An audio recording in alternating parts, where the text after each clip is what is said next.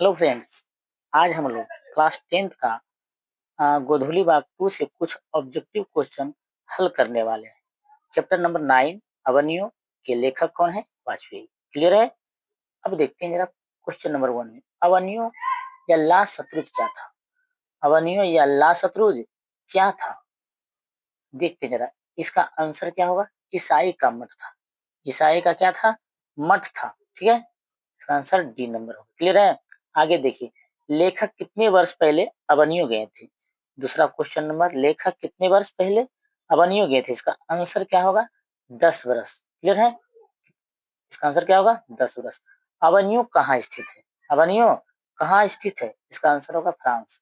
France क्या है?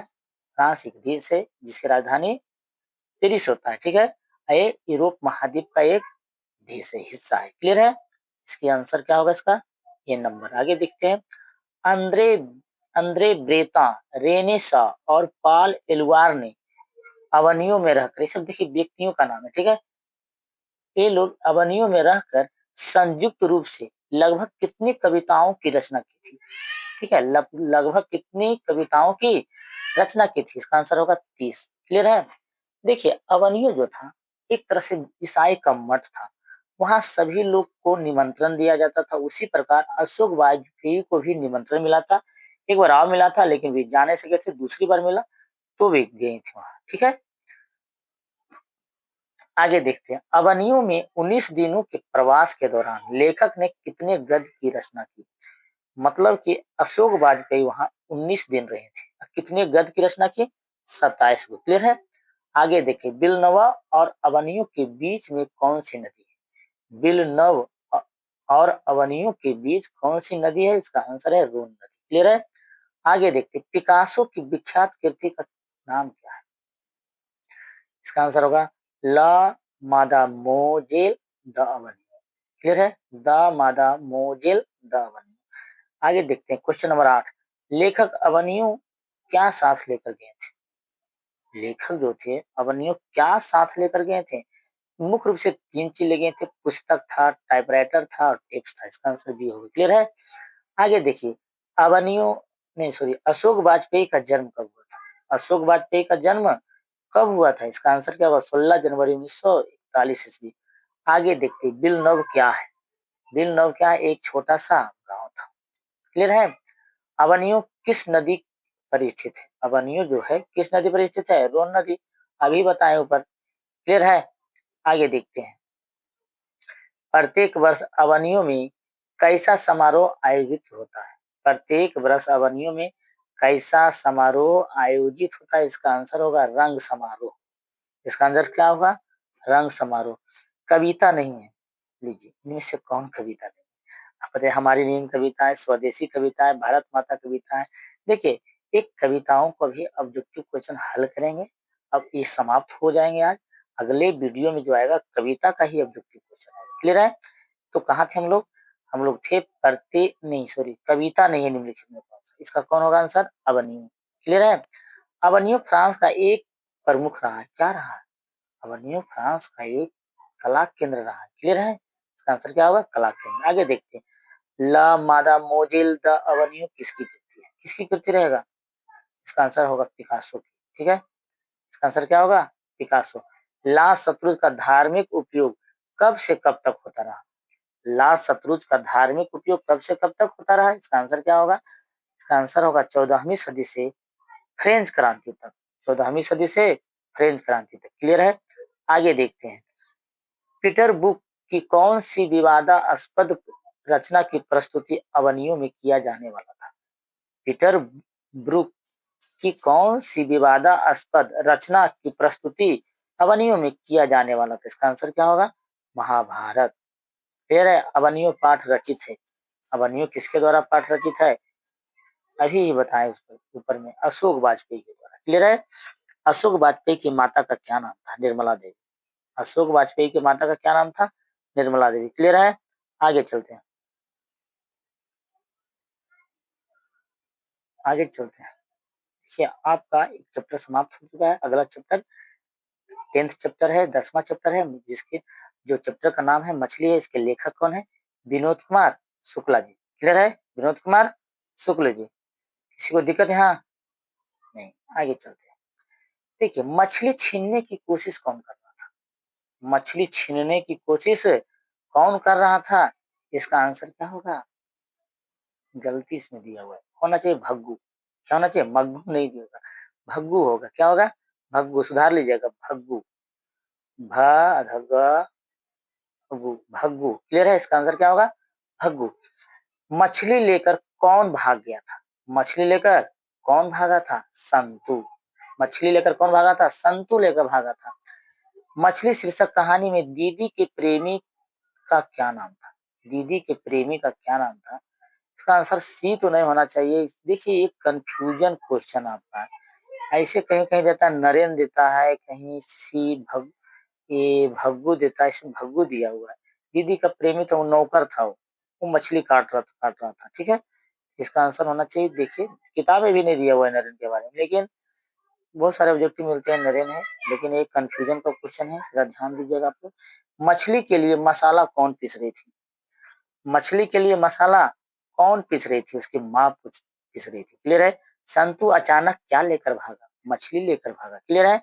लेखक को मछली खाने से किसने मना किया? लेखक को मछली खाने से किसने मना किया? किसने मना किया? माँ ने। क्लियर है? आगे देखते हैं। लेखक अपने पिता से क्या मांगना चाहता था? लेखक अपने पिता से क्या मांगना चाहता था? मछली मांगना। पिताजी ने बाजार से कितनी मछली खरीदी थी? पिताजी ने बाजार से कितनी मछली खरीदी थी? इसका आंसर क्या होगा? 3। मछली शीर्षक कहानी में मछली और गोश्त कौन खाता था? मछली और गोश्त कौन, पिताजी उसका खाते थे बहुत ज्यादा। आगे देखते हैं। मछली शीर्षक पाठ में खरीदी गई मछली में कितनी मछली जिंदा थी? कितनी मछली जिंदा थी? 2 गो, एगो तो मर गया था। एगो क्या हुआ था? मर गया था। क्लियर है? आगे चलते हैं। आगे देखा जाता है आगे क्या है। विनोद कुमार शुक्ल का जन्म कब हुआ था? इसका आंसर क्या होगा? बी नंबर, 1 जनवरी 1937 ईस्वी। संतु भीगने से पहले, संतु भीगने से बचने के लिए कहाँ खड़ा हो गया था? इसका मकान के नीचे पतली गली के लगभग में वहीं खड़ा हुआ था। मछली शीर्षक कहानी किस कहानी संकलन से लिया गया? इसका आंसर क्या होगा? महाविद्यालय। बहुत इंपोर्टेंट है। क्लियर है? मछली कहानी के लेखक कौन है? मछली कहानी के लेखक कौन है? इसका आंसर क्या होगा? विनोद कुमार शुक्ला। विनोद कुमार शुक्ला। किसी को दिक्कत? आपका मछली चैप्टर कहानी समाप्त हो गया। क्लियर है? आगे चलते हैं, आगे देखते हैं। गड़बड़ हो गया। चलिए आगे देखते हैं। अगला चैप्टर नंबर 11 है। चैप्टर का नाम है नौबत खाने में इबादत। इसके लेखक कौन है? यतीन्द्र मिश्र। कौन है जी? यतीन्द्र मिश्र। आगे देखते हैं क्वेश्चन हम लोग। काशी में मरण भी माना गया। क्या माना गया? अमंगल, कठिन, अशुभ, मंगल। क्या माना गया? इसका आंसर क्या होगा? मंगल माना गया। बहुत बढ़िया माना गया। बिस्मिल्लाह खां के बचपन का क्या नाम था? बिस्मिल्लाह खां के बचपन का क्या नाम था? अमरीउद्दीन। आगे देखते हैं। इबादत का अर्थ क्या है? इबादत का अर्थ क्या है? उपासना। आगे देखते हैं। अरब देश में फूंक कर बजाए जाने वाले वाद्य यंत्र जिसमें नाड़ी, रीड होती थी, नाड़ी को क्या कहते हैं? रीड कहते हैं। उसे क्या कहते थे? उसे क्या कहते थे? उसे नय कहते थे। क्या कहते थे? न या नय। देहुड़ी पर आलाप शीर्षक काव्य संग्रह किसकी रचना है? देहुड़ी पर आलाप शीर्षक काव्य संग्रह किसकी रचना है? इसका आंसर क्या होगा? यतीन्द्र मिश्र। क्लियर है? आगे देखते हैं। रसूलन बाई थी क्या? रसूलन बाई थी क्या थी जी? गायिका थी। क्लियर है? बिस्मिल्लाह खां दशकों से कौन सी दुआ ईश्वर से मांग रहे थे? कौन सी दशकों से कौन सी दुआ मांग रहे थे? सच्चे सुर की नेमत, ऐसा सुर दे दीजिए कि वे बजाएं अच्छी तरह से। ठीक है? बिस्मिल्लाह खां प्रसिद्ध है, किसमें प्रसिद्ध थे? शहनाई वादक। क्लियर है? नौबत खाने में इबादत पाठ के केंद्र में है। नौबत खाने में इबादत पाठ के केंद्र में है। कौन थे जी? मुख्य रूप से कौन है? बिस्मिल्लाह खां। ठीक है? कविता नहीं है। कौन कविता नहीं? नौबत खाने में इबादत होगा आंसर। आगे देख, बाकी सब कविता लौट कर आऊंगा। फिर एक ब्रिज की हत्या, हमारी इन सारा कविता। ठीक है? आगे देखते हैं। सुशील वाद्यों में शाह की उपाधि किसी, शाह की उपाधि प्राप्त किसे है? सुशील की सबसे बढ़िया वाद्य यंत्र में तो शहनाई। क्लियर है?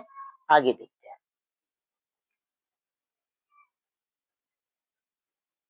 आगे भी आगे क्या है? बिस्मिल्लाह खां के पिता का क्या नाम था? पैगंबर बख्श खां। नौबत खाने में इबादत साहित्य की कौन सी विद्या है? नौबत खाने में इबादत साहित्य की कौन सी विद्या? इसका आंसर है किसी का व्यक्तित्व चित्र दिया गया। ठीक है। बिस्मिल्लाह खां और शहनाई का संबंध, बिस्मिल्लाह खां और शहनाई के साथ किस मुस्लिम का पर्व जुड़ा हुआ है? इसका आंसर है मुहर्रम। मुहर्रम में लोग नौहा बजाते थे। एक तरह से शोक का पर्व रहता है। मुस्लिमों का पर्व है मुहर्रम। आगे देखते हैं, यतीन्द्र मिश्र ने गीतकार गुलजार की कविताओं का संपादन किस नाम से किया था? किस नाम से किया था? यार जुलाहे। आगे देखते हैं, आपका ये चैप्टर समाप्त हो चुका है। अगला चैप्टर नंबर 12 है शिक्षा और संस्कृति। इसके लेखक कौन है? महात्मा गांधी जी। इसके लेखक कौन है? महात्मा गांधी जी। चलिए देखते हैं चैप्टर आगे। शेक्सपियर किस भाषा के कवि? शेक्सपियर जो है किस भाषा के कवि है? इसका आंसर क्या होगा? अंग्रेजी। क्लियर है। महात्मा गांधी के पिता का क्या नाम था? ये लोग सभी जानते हैं, करमचंद गांधी। ठीक है। इसकी पत्नी का क्या नाम था? कस्तूरबा गांधी। ठीक है। माता का क्या नाम था? जी पुतलीबाई साहब। हाँ, पुतलीबाई माता का नाम। महात्मा गांधी के माता का नाम पुतलीबाई, पिता का नाम करमचंद गांधी। आगे देखते हैं तीसरा नंबर क्वेश्चन। दक्षिण अफ्रीका से गांधी जी भारत कब लौटे? बी नंबर 1915 ईस्वी में, है ना। इसके बाद फिर क्या है? स्वतंत्रता में जुड़ गए, लड़ाई करने मनी की अंग्रेजों के प्रति, है ना। अंग्रेजों के लड़ाई में कूद पड़े। आगे देखते हैं शिक्षा और संस्कृति किसकी रचना है? शिक्षा और संस्कृति किसकी रचना? महात्मा गांधी। ठीक है। ऊपरी में आपका दिया होगा शिक्षा और संस्कृति, महात्मा गांधी। आगे देखते हैं, महात्मा गांधी के अनुसार उद्दत व बढ़िया शिक्षा क्या है? आध्यात्मिक शिक्षा। क्या नाम है? क्या है? आध्यात्मिक शिक्षा। गांधी जी गांधी जी को महात्मा की उपाधि किसने दिया? इसका आंसर क्या है? रविन्द्रनाथ ठाकुर। आगे देखते हैं, गांधी जी की स्मृति में पूरा राष्ट्र किस तारीख को उनकी जयंती दिवस मनाया जाता है? 2 अक्टूबर को मनाया जाता है सब लोग। 30 जनवरी को शहीद दिवस। 30 जनवरी को शहीद दिवस। उसी दिन नाथूराम गोडसे ने गोली से शूट कर दिया था। ठीक है। आगे देखते हैं, मेरा धर्म कैद खाने का धर्म नहीं है किस पाठ की पंक्ति है? इसका आंसर क्या है? शिक्षा और संस्कृति। आध्यात्मिक शिक्षा से गांधी जी का क्या तात्पर्य है? आध्यात्मिक शिक्षा से गांधी जी का क्या तात्पर्य? हृदय की शिक्षा। क्या होगा? हृदय की शिक्षा। आगे चलते हैं।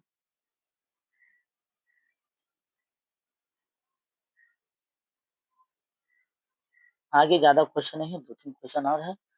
आगे देखते हैं, किनके जन्म दिवस को अहिंसा दिवस के रूप में मनाया जाता है? किनके जन्म दिवस को अहिंसा के रूप में मनाया जाता है? महात्मा गांधी। क्लियर है। कौन चाहते थे कि सभी देशों की संस्कृति की हवा उनके घर के पास बहती रहे? किस कौन चाहते थे? कौन जानते थे? महात्मा गांधी। क्लियर है। आगे देखते हैं, मेरा ख्याल है कि अगर व्यक्ति का चरित्र निर्माण करने में हम सफल हो जाएंगे तो समाज अपना काम आप संभाल लेगा। यह किनका विचार था? किनका विचार था जी? इसका आंसर क्या होगा? महात्मा गांधी का। क्या होगा? महात्मा गांधी। क्लियर है। आगे देखते हैं, आगे क्या क्वेश्चन है? गांधी जी का दक्षिण अफ्रीका प्रवास कब से कब तक था? कब से कब तक था? 1914 तक रहे, 1915 में चले आए। तो 1893 ईस्वी से 1914 ईस्वी तक गांधी जी अफ्रीका महाद्वीप गए थे। क्लियर है। अफ्रीका गए थे। आपका समाप्त हो गया ये वीडियो। दोस्तों, आप जिन लोगों ने चैनल को सब्सक्राइब नहीं किया है कृपया सब्सक्राइब कर दे और जरा घंटी जरूर बजाइए, है ना। आपके लिए आप ही के लिए वीडियो बनाते हैं, जरा सब्सक्राइब करना जरूरी है, इसलिए जरूर कीजिएगा। Thank you.